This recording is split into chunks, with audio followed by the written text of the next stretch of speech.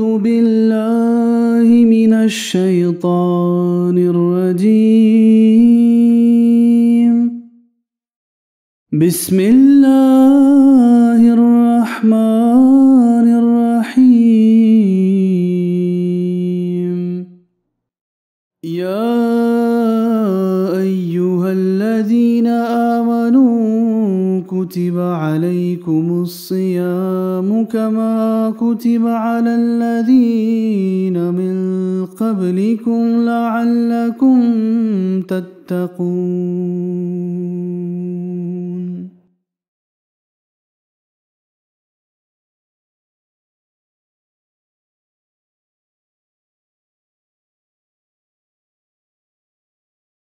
أعوذ بالله من الشيطان الرجيم بسم الله الرحمن الرحيم.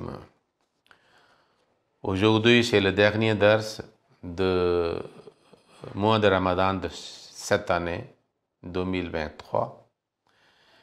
Et pour cela, j'ai choisi le sujet de Eid al-Fitr pour le dars d'aujourd'hui. Il faut savoir que Eid signifie une fête, l'occasion de joie. Et Fitr signifie rupture du jeûne. Donc, Eid al-Fitr signifie que la fête que les musulmans célèbrent à la fin du mois de Ramadan, c'est le premier Shawwal, ça veut dire premier jour de mois, c'est-à-dire suivant du mois de Ramadan. Et c'est le Shawwal. Donc, Eid, c'est toujours le premier Shawwal. En islam, il y a deux Eid. À la fin de Ramadan, Eid al-Fitr, et le deuxième à 10e Zil-Hijjah, lorsque les gens vont à la Mecque pour faire le pèlerinage et Hajj, et ceux qui ne vont pas là-bas, ils célèbrent Eid al-Azhiya ou Eid al-Dhuha, le Eid de sacrifice. C'est le 2 mois 10 jours, selon le calendrier lunaire islamique, qu'on célèbre Eid al-Azhiya. Alors, comment nous devons fêter et comment le Saint-Prophète nous a dit de fêter et comment lui-même il fêtait l'Eid al-Fitr. Il y a quelque chose de très important avant Eid al-Fitr, avant le jour d'Eid al-Fitr. Même si durant le mois de Ramadan, chaque fidèle adulte avec bonne santé, il observe les jeûnes. Mais à part les jeûnes, il doit faire quelque chose, au moins durant les derniers jours de Ramadan. Il doit payer une somme d'argent ou une quantité, c'est-à-dire qui est comme un sadaqa ou comme un sacrifice qui est appelé comme zakatul fitr, sadaqatul fitr ou dans les pays asiatiques comme fitrana. Le Saint-Prophète sallallahu alayhi wa sallam avait prescrit cela, que chaque personne paye le fitrana ou zakatul fitr, sadaqatul fitr de la part de tous les membres de sa famille, qui ne sont pas indépendants, qui dépendent de lui. Son épouse, ses enfants, ses filles, ou les autres individus qui sont, c'est-à-dire sous sa responsabilité, il doit payer le fitrana de leur part. Alors, cette somme d'argent, ou c'est-à-dire céréales, en forme de céréales, ou la nourriture, et pour les pauvres qui n'ont pas assez de moyens pour célébrer avec la joie, avec le contentement, le Eid al-Fitr. Mais nous devons leur donner avant le jour de Eid. C'est pour ça que le Saint-Prophète sallallahu alayhi wa sallam a dit que sadaqatul fitr ou zakatul fitr est ce que vous donnez avant le Eid. Mais après le Eid, ce sera seulement le sadaqa, mais pas le zakatul fitr ou sadaqatul fitr. Parce que cette somme ou cette chose ne sera pas utilisée pour les gens le jour de Eid. Donc il a dit, au moins avant de sortir de chez vous, vous payez le sadaqatul fitr. Alors à l'époque de Saint-Prophète, comme beaucoup de gens avaient le céréales, comme le blé, comme le orge, comme le maïs ou les autres choses, donc ils payaient comme des céréales. Donc il y a deux mesures qui sont mentionnées, sa'un et muddun. Parce que les gens, à part le blé ou orge, ou les dattes, même fromage, ou le raisin sec, ou le figue sec, alors ils donnaient un sa, mesure un sa. Alors aujourd'hui, ça tombe environ 2 kilos et 250 grammes. Soit quelqu'un donne ses céréales, ou les dattes, ou le fromage de ce poids, ou soit, c'est-à-dire sa valeur en argent, en espèces, ok, ou dans le monnaie, ça veut dire pour aider les pauvres.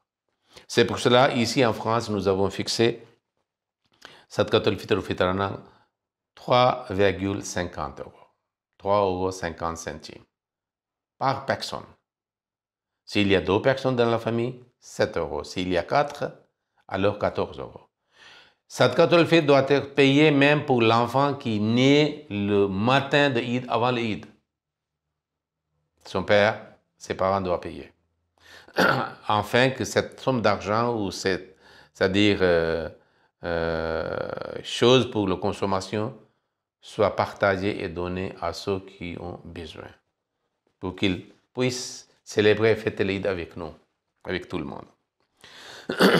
Alors le matin, le Saint-Prophète sallallahu alayhi wa sallam faisait des préparations particulières pour l'Eid. Comment? Il prenait la douche, les habits propres. Si il avait les habits, c'est-à-dire nouveaux, alors il préférait. Sinon, les habits propres, il utilisait le parfum. Ok? Alors avec toute les joies. Mais avant de sortir pour l'Eid al-Fitr, il prenait quelque chose à la maison.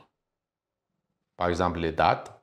Il prenait les dattes en quantité impaire, soit 3, 5 ou 7. Si vous avez préparé quelque chose d'autre comme le sucré, parce que les dattes sont sucrées. Pourquoi pas suivre la sunna de Saint-Prophète? Nous prenons aussi les dattes parce qu'ils sont disponibles maintenant partout. Et puis, s'il y a les autres choses, et puis il sortait de chez lui. Concernant l'Eid al-Fitr, il y a aussi le takbirat. Pour l'Eid al-Azha, il y a le takbirat pour plusieurs jours. Mais pour l'Eid al-Fitr, le jour de Eid, quand vous sortez, vous pouvez commencer à chanter le takbirat. Allahu Akbar, la ilaha illallah, Wallahu Akbar, walillahi alhamd. Jusqu'à arriver le lieu de Eid, avant le salat de Eid, et après, et puis c'est fini. Le Saint-Prophète sallallahu alayhi wa sallam, alors, se préparait, et puis il sortait après avoir pris quelques dates, impaires ou quelque autre chose, il sortait pour le lieu de Eid, endroit où les musulmans faisaient l'Eid. Pour l'Eid, le Saint-Prophète sallallahu alayhi wa sallam était tellement particulier, comme il a rendu l'Eid, participation à cette Eid, obligatoire pour les musulmans. Parce qu'il a dit que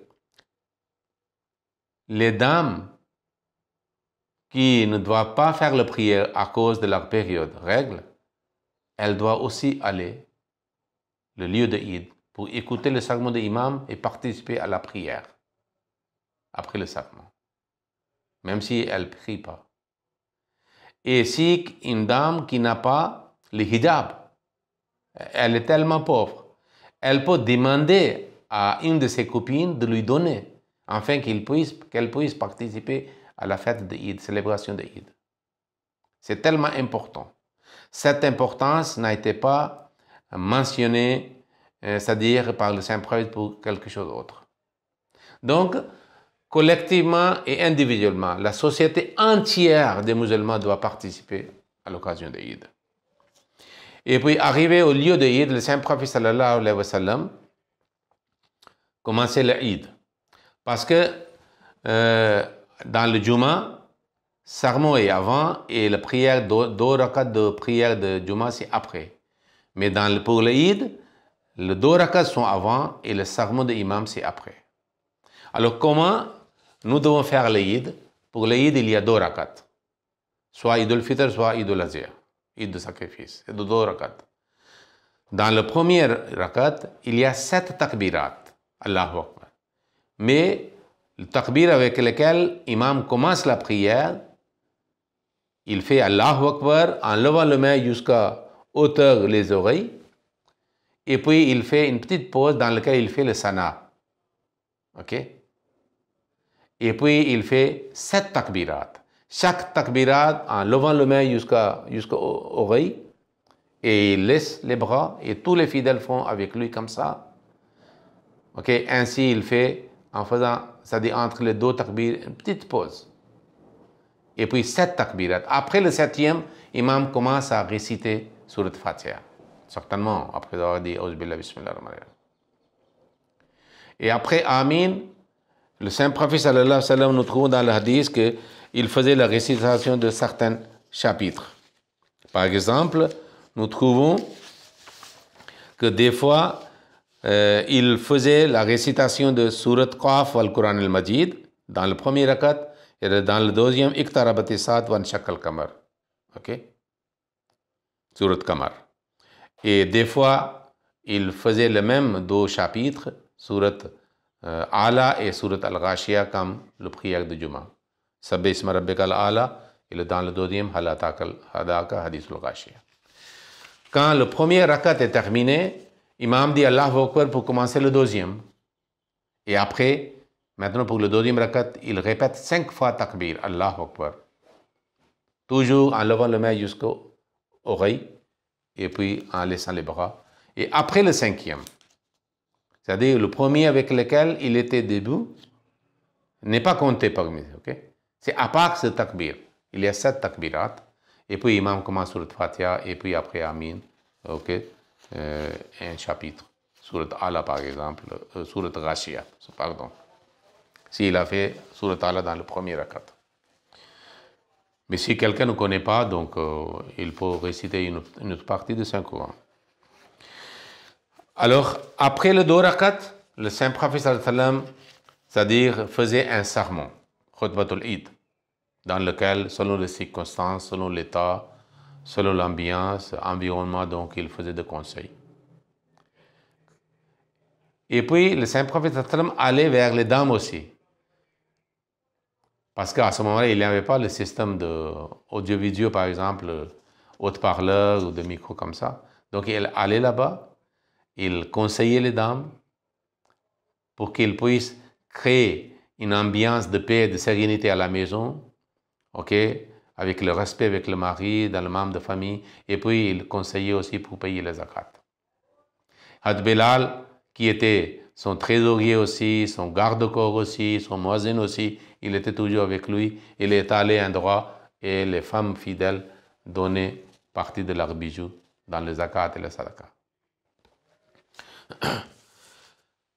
Alors, ainsi, le Eid al-Fitr était fait par le Saint-Prophète sallallahu alayhi wa sallam. Le Eid al-Fitr est toujours le premier Shawwal, mais c'est-à-dire le matin, souvent en France, nous faisons à 10 heures. Ok? Par exemple, 2 ou 3 heures après le lever du soleil, on peut le faire.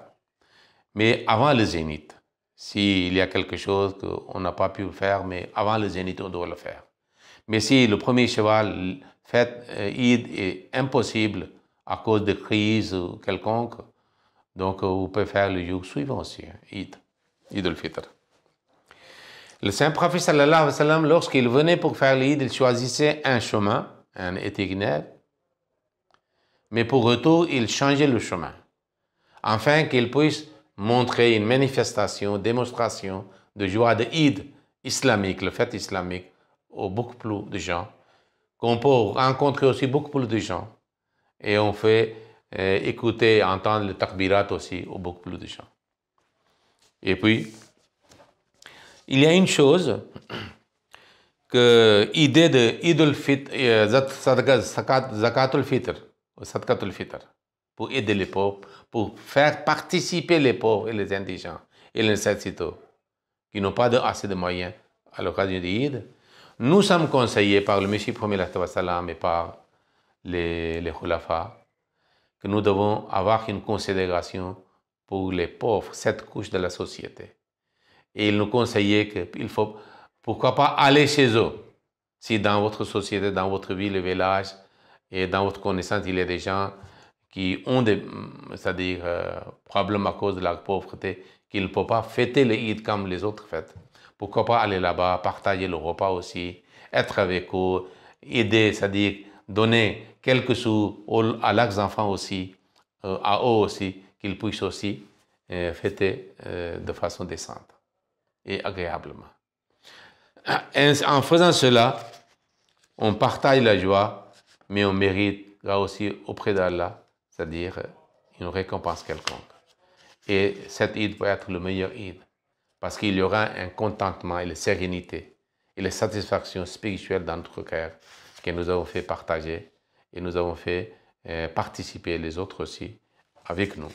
Comme nous faisons, ils ont aussi fait par notre, c'est-à-dire considération et attention. Dans le Jamaat Ahmadiyya, à part le Eid al-Fitr, Sadaqat al-Fitr, il y a le Eid fond. Il faut savoir que nous avons fixé 3,5 euros. 3,50 € par personne. Donc, c'est lui qui est responsable, il doit payer de la part de tous les membres de son foyer, sa maison. Okay. Fidya, ceux qui n'ont pas pu faire le jeûne à cause de maladies temporaires et le voyage, ils payent par jour 5 euros. Nous avons fixé ici en France. Si quelqu'un est malade permanent, il doit seulement payer fidya. Mais si quelqu'un était temporairement, ou les femmes, que quelques jours, une semaine environ, qui ne font pas le jeûne à cause de leur période, doivent rattraper le même, c'est-à-dire jour de jeûne, ultérieurement, après le mois de Ramadan. C'est obligation. Des fois, on néglige. Non, c'est obligation. Mais s'il paye le fidya aussi, c'est quelque chose de supplémentaire. Okay. Le Messie premier avait conseillé aux membres de la Jamaat de faire une autre sorte de sacrifice, c'est au nom de Eid Fund. Qu'à l'occasion de joie, de Eid, les fidèles Ahmadis ne doivent pas négliger la propagation de l'islam, le message de l'islam. Donc il a dit payer Eid Fund ceux qui gagnent quelque chose, alors qu'ils sont salariés, qui gagnent, qui ont une revenu régulièrement, ils doivent payer au nom de Eid Fund. À l'époque de Messie premier l'islam, croyez que c'est, c'est-à-dire 130 ans, plus de 130 ans, il dit 1 roupie. Aujourd'hui, en France, nous avons fixé 5 roupies. Ceux qui ont un revenu mensuel d'eau, ils payent aussi de leur part.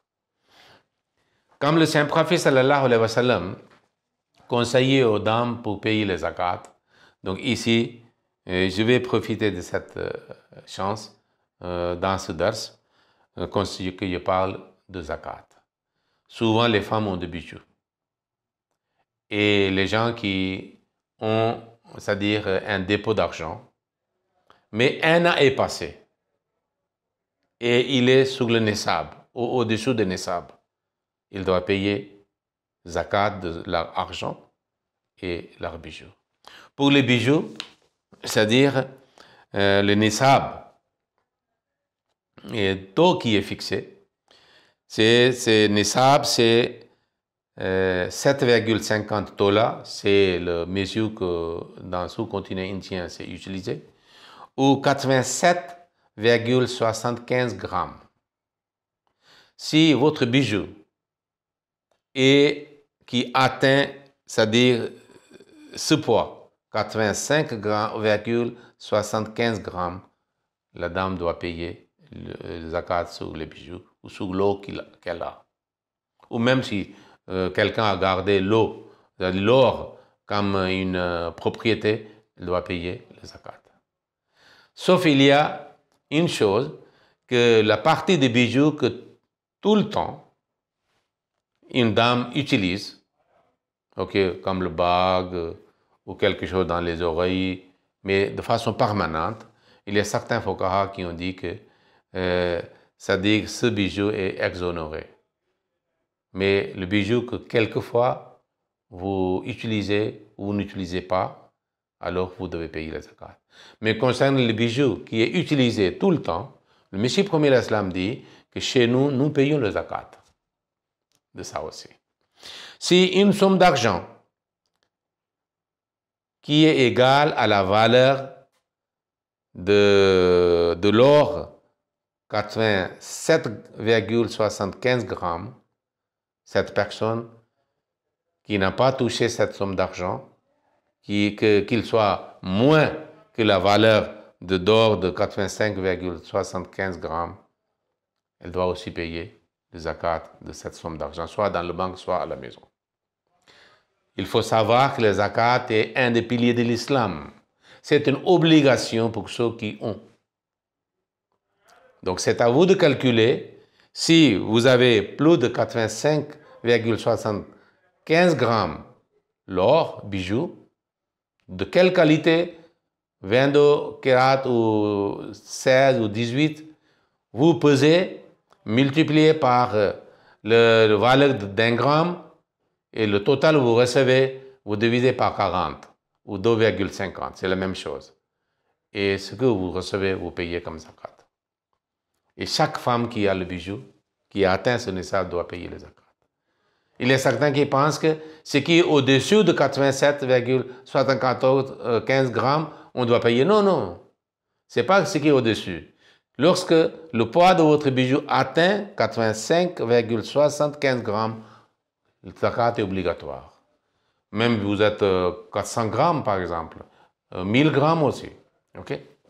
Donc, nous devons avoir cette considération sérieuse pour payer les zakat.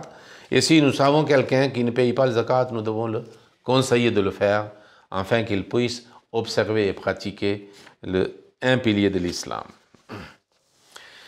Alors, c'est le Eid al-Fitr que le Saint-Prophète sallallahu alayhi wa sallam célébrait et nous devons aussi essayer de le faire à la maison, après la douche, utilisons des habits neufs. S'il n'y a pas les habits neufs, pourquoi pas les habits propres avec le parfum. Après avoir pris les dates impaires, 3 ou 5 ou 7, ou manger quelque chose à la maison et puis on sort en chantant les takbirat. Allahu Akbar, la ilaha illallah, wallahu Akbar, lillahi alhamd. Mais avant de sortir, nous devons payer Sadaqat al-Fitr ou Zakat al-Fitr. Et Fidya aussi, nous devons essayer de payer dans le Ramadan. C'est mieux de ne pas garder. Okay? Et puis le Saint-Prophète aussi faisait, c'est-à-dire 6 jours de jeûne de cheval après l'Eid, le mois de cheval. Si vous pouvez faire juste après l'Eid ou dans le mois de cheval s'il y a un problème quelconque, les 6 mois. Ainsi, vous allez avoir 360 jeûnes multipliés par 10, ça veut dire 36 jeûnes multiplié par 10, ça veut dire 360. Donc l'année entière quand vous avez jeûné. Alors, c'est ainsi que nous devons essayer de le faire, mais il ne faut pas oublier de rattraper le même jour que vous avez manqué, raté durant le mois de Ramadan. Okay. Et nous sortons pour le Eid, et puis nous souhaitons aussi la bonne fête de Eid al-Fitr, mais après l'Eid al-Fitr, nous ne devons pas ignorer complètement, c'est-à-dire les actes d'adoration que nous avions fait avec une animation.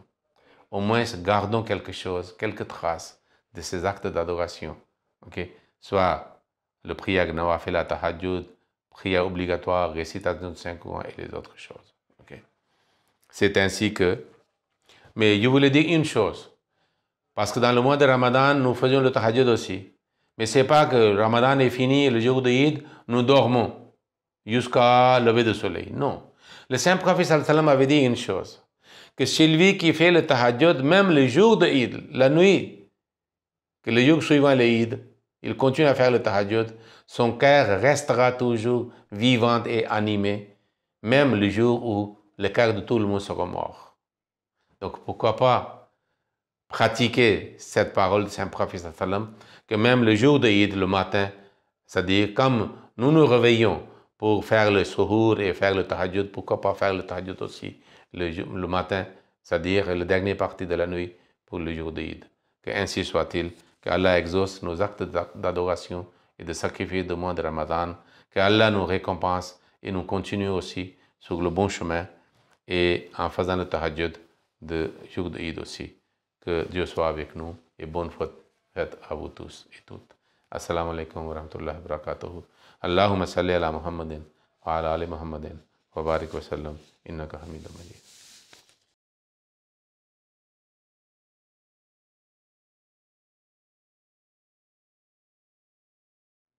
أعوذ بالله من الشيطان الرجيم. بسم الله الرحمن الرحيم. يا أيها الذين آمنوا كتب عليكم الصيام كما كتب على الذين من قبلكم لعلكم تتقون.